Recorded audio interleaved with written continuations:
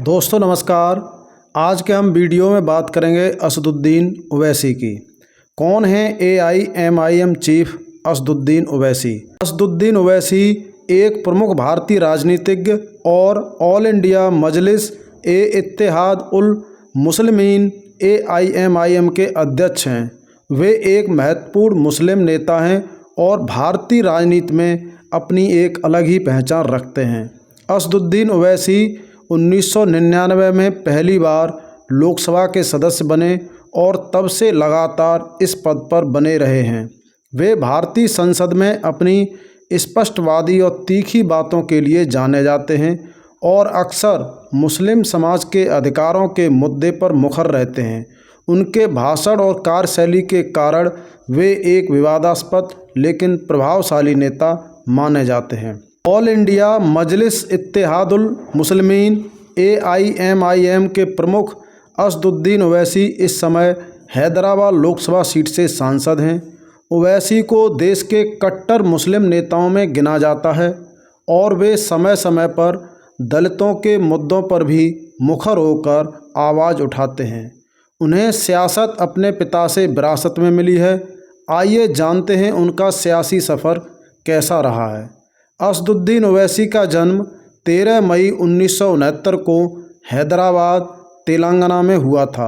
ओवैसी के पिता सलाहुद्दीन ओवैसी 6 बार हैदराबाद के सांसद रहे थे।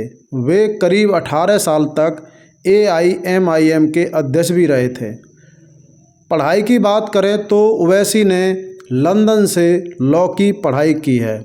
असदुद्दीन ओवैसी ने शुरुआती पढ़ाई हैदराबाद पब्लिक स्कूल से की है। हैदराबाद की उस्मानिया यूनिवर्सिटी से ओवैसी ने BA किया। आगे की पढ़ाई करने वे लंदन चले गए। लंदन के लिंकन इन से ओवैसी ने बैचलर ऑफ लॉज और बैरिस्टर एट लॉ की पढ़ाई की थी। साल 1996 में ओवैसी की फरहीन से शादी हुई। ओवैसी का एक बेटा और 5 बेटियां हैं। बात करें पहला चुनाव ओवैसी ने कब लड़ा, यानी कि उनका राजनीतिक जीवन कब शुरू हुआ, वह भी जान लेते हैं। ओवैसी ने अपना पहला चुनाव कब लड़ा, यानी राजनीतिक जीवन की ओवैसी की शुरुआत है वो किस चुनाव से हुई, वो भी जानना आपके लिए ज़रूरी है। ओवैसी के राजनीतिक सफ़र की शुरुआत 1994 में हुई थी। उन्होंने अपना पहला चुनाव हैदराबाद की 4 मीनार विधानसभा सीट से लड़ा था। इस सीट को AIMIM का गढ़ माना जाता है। 1967 से ये सीट AIMIM के कब्जे में थी। यहाँ से ओवैसी ने करीब 40,000 वोटों के मार्जिन से चुनाव जीता था। फिर ओवैसी ने 1999 के चुनाव में तेलुगु देशम पार्टी के सैयद शाह नूरुल हक कादरी को लगभग 93,000 वोटों के भारी मार्जिन से हराया था। ओवैसी ने अपना पहला लोकसभा चुनाव 2004 में लड़ा था।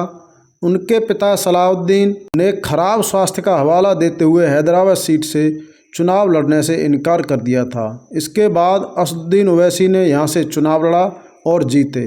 वे 2009 में फिर से चुनाव जीते।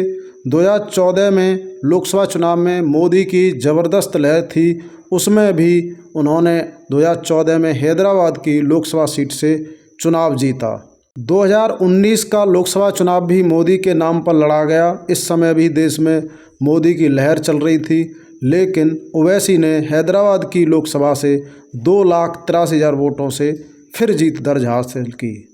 फिर 2024 का चुनाव आया। 2024 के लोकसभा चुनाव की बात करें तो इस बार भी असदुद्दीन ओवैसी हैदराबाद लोकसभा से चुनाव लड़े और उन्होंने भारतीय जनता पार्टी की प्रत्याशी माधवीलता कोमपेल्ला को लगभग 3,38,000 वोटों से हराया। असदुद्दीन ओवैसी के राजनीतिक कैरियर की बात करें तो उनका कैरियर सफलता की दृष्टि से काफ़ी शानदार रहा है और वो समय समय पर मुसलमानों के, देश के वंचित लोगों के और दलितों के हक की आवाज़ के लिए हर समय सड़क से लेकर संसद तक बोलते हुए आपको दिखाई देते हैं।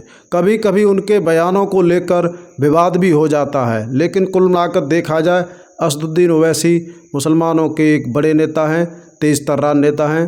दोस्तों, आपको हमारा यह वीडियो कैसा लगा कमेंट करके ज़रूर बताएं और हमारे चैनल को सब्सक्राइब करें।